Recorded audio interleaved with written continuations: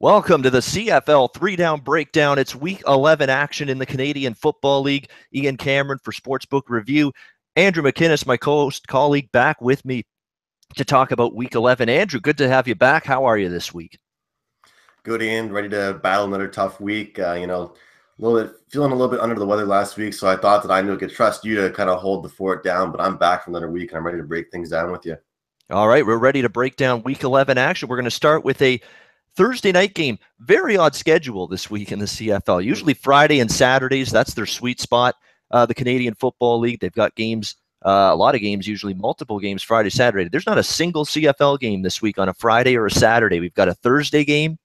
We've got the Banjo Bowl, Winnipeg, Saskatchewan on Sunday, which is where my best bet is going to come from this week, and two games on Monday. Annual Labor Day Monday Classics, Calgary versus Edmonton, Toronto, Hamilton, your traditional die-in-the-wool Labor Day rivalry games taking place on Monday. Those are always fun. So Week 11, always interesting. How about the fact, Andrew, that we're at Week 11? We're past the halfway point of the CFL regular season. It really is amazing how fast it's gone by.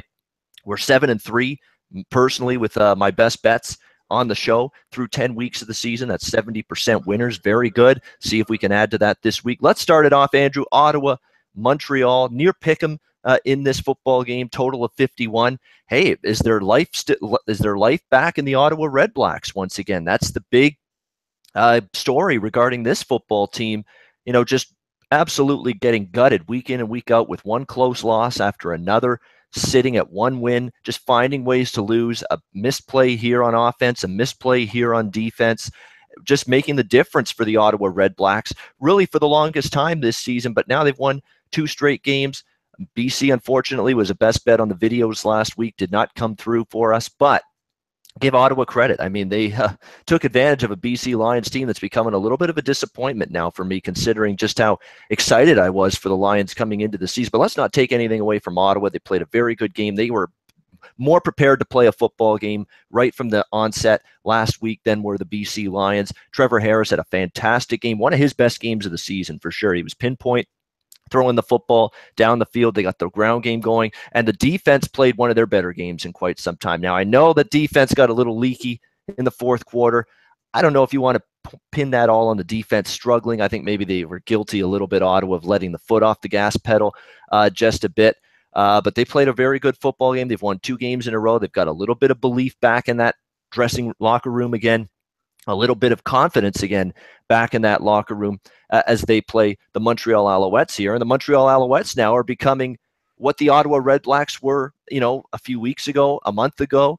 Montreal's now having that same issue Ottawa had before these last 2 games that they've played. They're unable to find a way to win. They're losing a ton of close games. Look at what we've seen, that terrible collapse in Winnipeg for that Montreal Alouettes team. And then last week, of course, they play Winnipeg again, have a chance to win the game again, and just one play here or there, one Darian Durant interception, one in a time when you're unable to get a stop on defense against Matt Nichols, and that's the difference in the end. Tough loss for Montreal, losing in overtime to the Winnipeg Blue Bombers.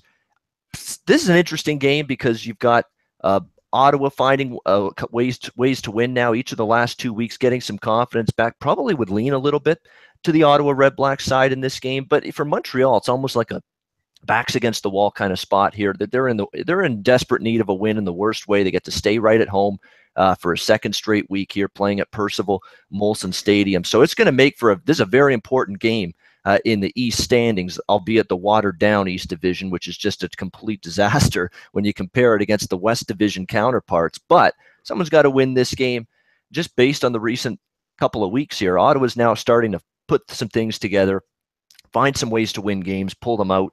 Montreal still trying to find that ability and flip that switch. So lean Ottawa, but I don't know if I'll get involved. Andrew, what do you think? Redblacks, Alouettes, Thursday night to kick off Week 11.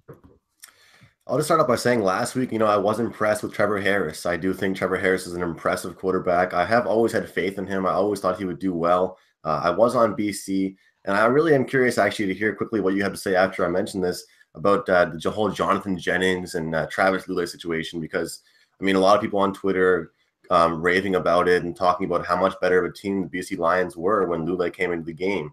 And now we just have to mention about how much of a different team really BC was in that first half in comparison to the second half.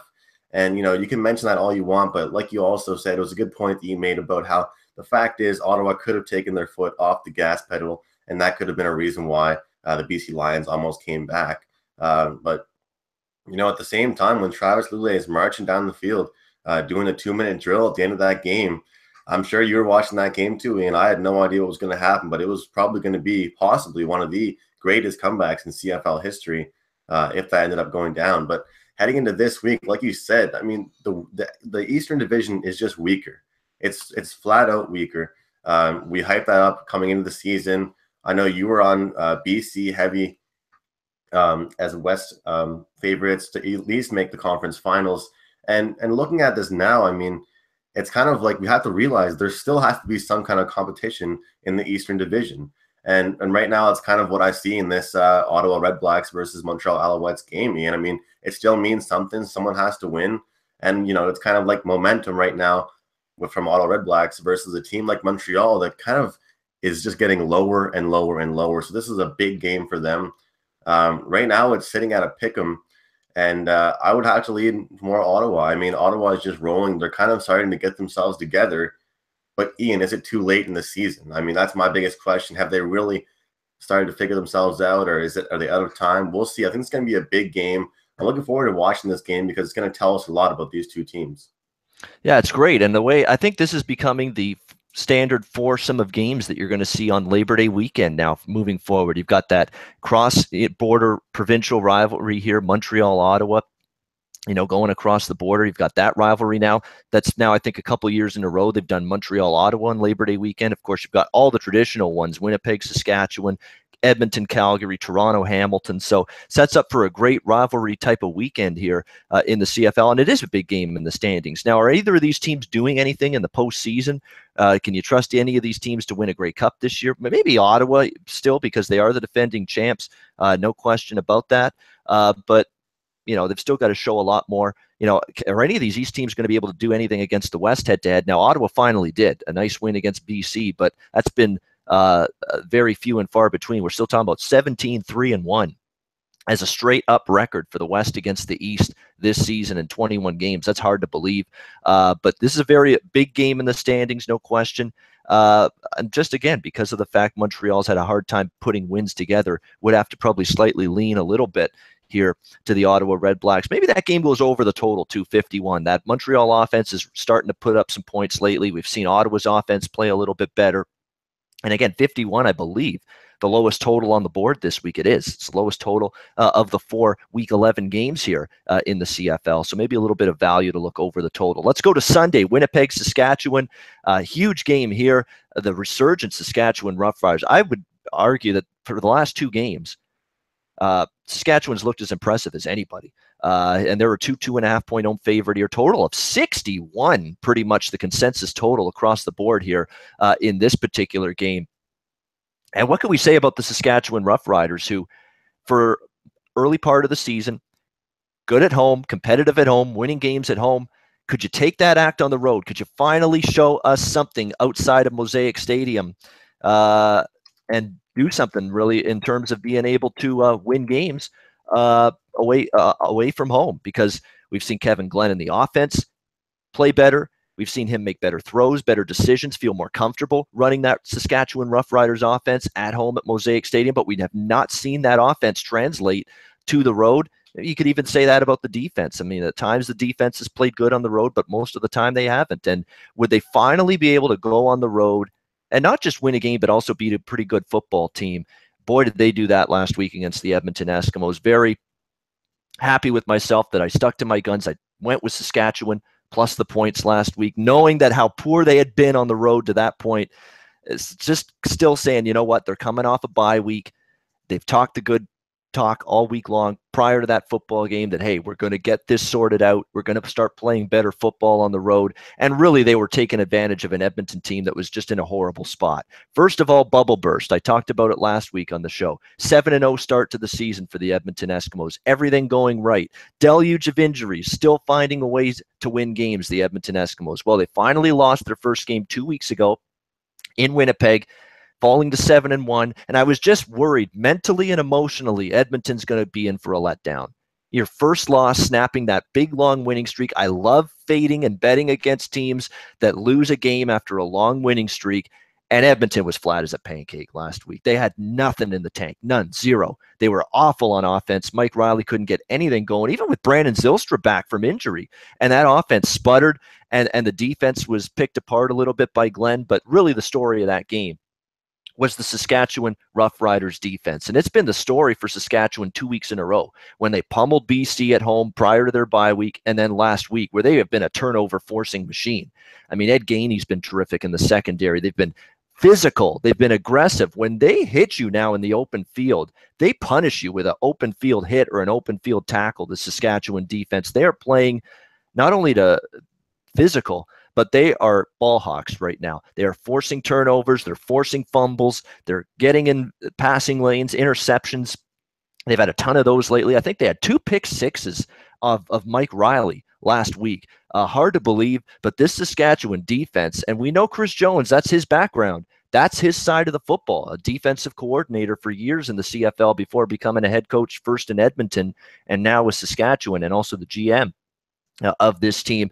Would he finally start to get this defense right? I mean, for so long, for all of last year and early part of this year, the Saskatchewan defense has been so erratic, and it's like, are you ever going to get this defense going for a guy that has made his bread and butter in the CFL on that side of the ball? We're finally starting to see a Chris Jones type of defense that I remember seeing when he was a coordinator in Toronto, when he was a coordinator in Calgary.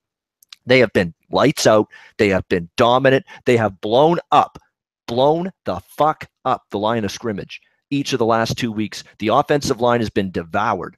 BC's offensive line a few weeks ago, Edmonton's offensive line last week, it's been devoured by the Saskatchewan defense, chewed up and spit out by this Rough Rider stop unit. Impressive stuff. Can they keep it going here? Because I'll tell you what, talk about offenses that are rolling.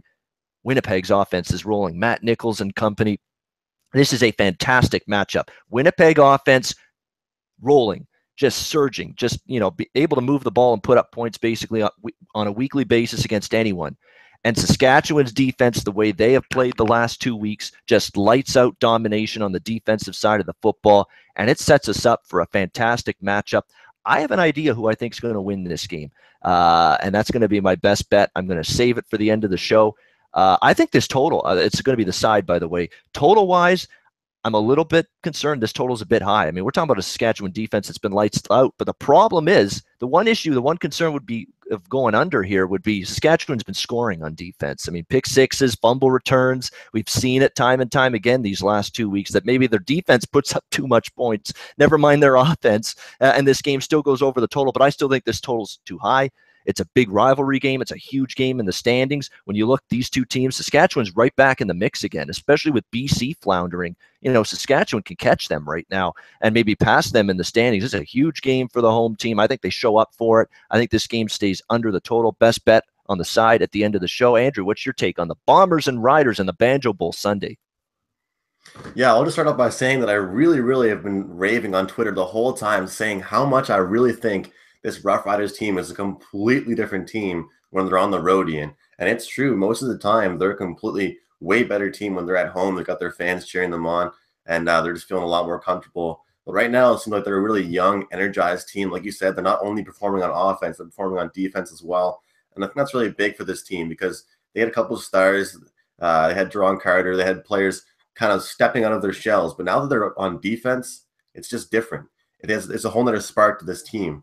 And this is why I think this is an interesting matchup because, like you said, they're going up a team like the Blue Bombers that just know how to put up points. I mean, this team has put up more than, I think, 29 points in their last 3 or 4 games. So this is a kind of a thing where it's a high total, Ian, but I question it possibly actually still could go over. I won't have a play on that this week, but it's going to be, as far as entertainment factor, hard to miss because, like I said, this Rough Riders team, they're in a tough West Division, but they're doing what they can to kind of make a push and make sure their names are out there because this game right now could really be a big proving point over this Winnipeg Blue Bombers team. But this is actually going to take me to my best bet as well, so it'll be on a different play than you. But That'll be for the first time of the season so far. You and I will have a best bet on the same game. So we'll get back to that in a few minutes here. All right, there we go. Winnipeg, Saskatchewan, a best bet coming from both of us from this very same game. And I'll tell you what, Saskatchewan, if you'll remember, they're 3-1 straight up at home this season. Their only home loss was week 1 to this very same Winnipeg Blue Bombers team in that wild 43-40 game in overtime. But I think I'm willing to admit right now, and I'm sure Andrew will agree, Saskatchewan going into week 11, not the same team Saskatchewan was going into week 1, not even close. And you know what? I've joked about Kevin Glenn, and I've talked about how he's been, he's like Johnny Cash. He's been everywhere in the CFL. He's been, it seems like, with every single team in this league, and he's just somehow keeps on getting a starting job. We've laughed at him, and sometimes, he's a little slow of foot, can't get out of the pocket when it collapses, sometimes makes bad decisions, and he is still good for an interception a game usually, but he deserves some credit. I'm looking at his numbers right now. He's averaging over 8 yards per pass, 70% completions, 2,344 passing yards, 16 touchdowns, 8 interceptions. You'd probably like to see the interception number a little lower, but the fact that he has thrown 16 touchdown passes, Kevin Glenn, in 8 games, that is damn impressive. You're averaging 2 touchdown passes a game. He's playing pretty good football. He's never going to be perfect. He's still going to give you that frustrating, maddening interception, it seems, on a game-in, game-out basis. But he has had more good than bad for the most part this season. Give him credit for it. I mean, he's proven still that he can still be a serviceable, solid CFL starting quarterback, and he's playing that way right now for Saskatchewan. He's going to have to play that way this week because the signal caller right now for the Winnipeg Blue Bombers playing pretty good football himself. When you look at the Winnipeg offense, 34, 33, 39, 33, 41 during their current 5-game winning streak. We'll see if it continues Sunday. And as I said before, I think I've got the answer. That'll be the best bet at the end of the show. Let's go to Labor Day Monday. We've got the annual traditional Labor Day Monday doubleheader, September 4th. Edmonton takes on Calgary, the first game. Calgary, how about the fact that they have opened up an 11-point home favorite against a 7-2 Edmonton Eskimos team? 11-point home favorite, total of 54.5 in this game. Look, I cashed a ticket against Edmonton last week. Saskatchewan plus 6.5, 7 in that range. They won outright. It was never in doubt. It was a good play on my part there. And Edmonton was flat for that game. They were. And the injuries have caught up to them. There's no question about that. Give Edmonton all kinds of credit and Jason Moskowitz. I don't even know how this team got to 7-0 with all the injuries. They deserve to be forgiven for the last 2 losses, because the fact that they're even 7-2 with upwards of 20 injured starters on the IR for this team is absolutely incredible, absolutely remarkable. But finally, we're starting to see it catch up to them. It has to. I mean, you can only go into your depth chart so deep. And finally, eventually, when you have all these guys out, when you have cluster injuries at linebacker, which Edmonton has had, including J.C. Sherritt out for the season, when you've had multiple guys in the secondary out, including Gary Peters, when you've had offensive linemen out in and out of the lineup the last couple of weeks, when you've been decimated with key injuries at wide receiver. Darius Bowman's been out for weeks. Zylstra missed a couple games. Vidal Hazelton didn't play last week, and he's a guy that stepped in and played well when the injury started to mount at wide receiver. Then he gets hurt. I mean, it's amazing this team's 7-2. But at some point, I said to myself, the injuries have to catch up to them here with the Edmonton Eskimos. At some point, it has to happen. You can only survive as many cluster injuries to multiple key positions for a certain amount of time. And finally, we're starting to see that here with this Edmonton team. Look at the people that are out. J.C. Sherritt and Corey Greenwood, 2 of their starting linebackers coming into the season, are out for the season. Running back John White out for the season. Kendall Lawrence is out. Simeon Rotier on the offensive line out. Their kicker, Sean White, injured. They've had to go with Hugh O'Neill and a bunch of other guys that have struggled at kicker. Trayvon Van at running backs out with a shoulder injury. Marcus Howard out for the season with an Achilles. That's a big piece on the defensive line. Huge. I mean, he is absolutely a guy that gets pressure on opposing quarterbacks. They don't have him now for the rest of the season. Euclid Cummings on that defensive line hasn't played at all this season. Like I said, Bowman is still out with a hamstring injury, although Bowman might come back this week. Same goes for Vidal Hazelton, so they could get some reinforcements at receiver. Still a banged-up Edmonton team. However, man, is this all of a sudden 2 losses, the injuries? We didn't notice the injuries 3 weeks ago when we were pricing Edmonton games. Now all of a sudden they lose 2 games, and now we're going to price Edmonton like this injury-riddled mess that they are. I don't see any value to back Calgary here. I'm sorry. I understand the injury situation with Calgary, with Edmonton has been terrible.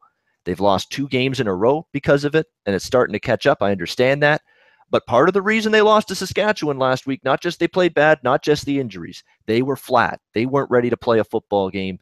I think they're going to show up here. This is Calgary. This is Labor Day. You're going to see an effort from Edmonton. I want to see what the injury situation is right now, but gut reaction early lean, and this is still, 6 days away, this game. I don't have an opinion even close to one yet, but early lean right now. Kind of interested in Edmonton plus the points here in this spot. Andrew, what do you think? I'll tell you flat out, this line pisses me off. This line is a slap in the face to the Edmonton Eskimos, no matter what the injuries. Look at their record right now and try and tell me that they deserve to have that line right now. It's unbelievable. You've been saying it, and, we've been waiting for that line to kind of catch up to them. We've been waiting for the injuries to catch up to them. Has it really factored too much? I mean, they took 2 losses, and all of a sudden this happens. They're playing a rival team in their Western Division, and they're going to give them this line. If you don't think on Labor Day weekend they're going to show up against the Calgary Stampeders, I'm not saying they're going to, keep it really close or it's going to be, a tight game that could win outright. But what I'm saying is that line is a disgrace. I think that they should be given more. You give me Mike Riley on Labor Day weekend against this Calgary team that's a pretty competitive team that I'm sure Edmonton's going to want to be at their best, no matter who is out there. It's just kind of disappointing. I would lean Edmonton right now, especially just the circumstances right now and the fact that they've come off 2 back-to-back losses. Last week's was kind of just embarrassing. Like you said, they weren't really in it. I think it should be a little bit lower than that, Ian. I mean, obviously Calgary's a good team. Well, Levi Mitchell has been like one of my favorite quarterbacks throughout the entire season. Even though they were the favorites, I've been liking Calgary since the start of the season to go all the way. But it just doesn't click to me how it can be minus 11 right now for the Stampeders. I just think Edmonton has a little more respect on their shoulders, and they're going to bounce back a little bit and keep this game close. Yeah, and the one thing for Calgary is they are 3-0 straight up, 3-0 against the spread this season as double-digit home favorites. They've been in that role 3 times. They've covered each time, but played Saskatchewan when Saskatchewan wasn't the team they are now, Hamilton, and Toronto for those 3 double-digit home favorite covers. Come on. I mean, Edmonton's a little better than that. I agree. If I'm playing this one, I might make a case for the Eskimos. We'll see how the injury situation clears up. We got about 4 minutes to talk about this game, Toronto-Hamilton, to wrap up week 11, and then we'll get to best bets. Toronto, 4.5-point road favorite, total of 52.5. And here's where we talk about the big Art Briles thing that's been blowing up North American sports media for the last 2 days. Really a disaster by this team. That was already bad enough you're a complete joke on the field at 0-8, that you're a complete disaster. You're on offense, on defense. Then you have to become a PR disaster. Then you have to become a human relations. Then you have to become an ethics disaster. Then you have to be a morals and scruples disaster and a complete fucking embarrassment in that regard. That's what we've seen from the Hamilton Tiger Cats. And Scott Mitchell, you are an absolute embarrassment as a CEO of this team. I can't believe the absolute bullshit I heard from this guy talking about defending that Art Briles hire yesterday, bringing him in from Baylor after the disgrace and the sexual assault scandal that plagued him there, and the fact that Art Briles was absolutely partially responsible for that. The fact that he's a good guy, but was just caught in a bad situation. That is the actual crap that I heard from Scott Mitchell, the Ticats CEO, saying, oh, everybody deserves a second chance. Not this guy, Scott Mitchell. Believe me, not this guy. Not when you let gang rapes go and don't report them and let them just go on and act and turn your head as if nothing's going on. That's a complete disaster. Scott Mitchell, I mean, saying that is ridiculous. He is a good man, he says. Oh, he was just caught in a bad situation. Are you fucking nuts? Really, are you fucking nuts, Scott Mitchell, CEO of this team? Really? Are you that stupid? Do you have no scruples? You have no morals? You have no brain. You have no brain. You obviously don't. That you could defend that with a straight face on radio interviews earlier today on a radio station, that actually defending this move and saying that, hey, we thought it was going to be a good decision for the football team. He's going to make us a better football. No one cares about he's going to make you a better football team. This isn't an issue about Art Briles' offensive wizardry. This isn't an issue about Art Briles being an offensive genius. It's got nothing to do with that. It's about the fact that from an ethics standpoint, it's absolutely disastrous that you would even consider. Never mind that you actually did make the hire, that you actually considered it. And I don't give a damn that the CFL or the Ticats or whoever came to their came to the right decision at the end of the day yesterday, saying that's it. Art Briles isn't going to be hired by the Ticats. I don't care who made that decision. The fact that you guys even made the move to hire him in the first place is damage done, as far as I'm concerned. Damage done. And what's even more hilarious, Andrew, is the timing of it. You make this announcement to hire Art Briles on the very same day that the Hamilton Tiger Cats are hosting a women's football clinic. A women's football clinic. Do you not have a clue? Are you really that stupid? Seriously, are you really that dumb? Are you really that insensitive? Apparently you are. And I'm a fan of this team. That's me. I'm the dope. I'm the season ticket holder that's watching this team 0-8 and trying to give them support, trying to give them the benefit of the doubt. You're not getting the benefit of the doubt this time. Not even maybe. Suck on that. You're a disgrace. You've completely, basically urinated on this city with your actions on the field and now off the field in a terrible, disastrous, and really, frankly, pathetic way. And I really have nothing on this game right now. It's really that simple on this Argos Ticats game. The Ticats, I don't know how you can bet on them, even though they're a 4.5, 5-point home underdog in this game. They're 0-8. They can't do anything on either side of the ball. One thing I will say is June Jones' first game as head coach. Not that that's going to make it any bit of difference as far as I'm concerned, but I think they're going to try to pick up the pace a little bit on offense very early in the week. But I know Hamilton off a bye. But it's a circus on the field. It's been disastrous play on the field, disastrous product. Now a circus off the field with the Art Briles stuff, front office that doesn't know what the hell they're doing, who's GM, Eric Tillman. You have a child molester, basically, a guy that was accused of molesting a child, too, as your GM, and Eric Tillman. Really good values that you're setting for the Hamilton Tiger Cats here. Good job, guys. Keep on ruining this franchise. Keep on sending it straight into the ditch and blowing it up. Way to go. You're doing a hell of a job. Andrew, you take it from here. All right, well, these are two teams that are obviously struggling. They're both two teams that are kind of struggling to put up points. Even defensively, they can't really do anything. Looking at last week's game, I mean, kind of a tough loss. Calgary defeats Toronto Argonauts 23-7, and I'm sure Calgary could have made it a lot worse.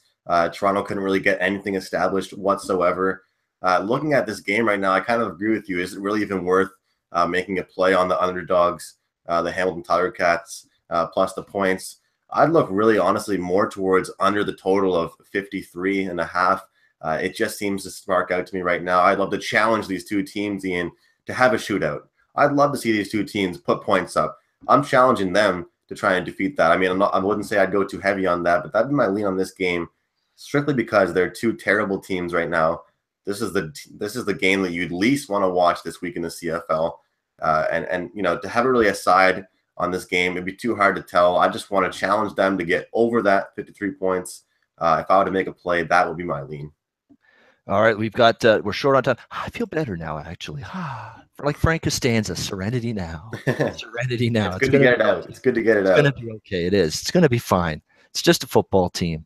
I know it's the one I've cheered for all my life, at least in terms of the CFL. But hey, it's just a football team in the end. But still, they've bitterly disappointed not just me, this entire city.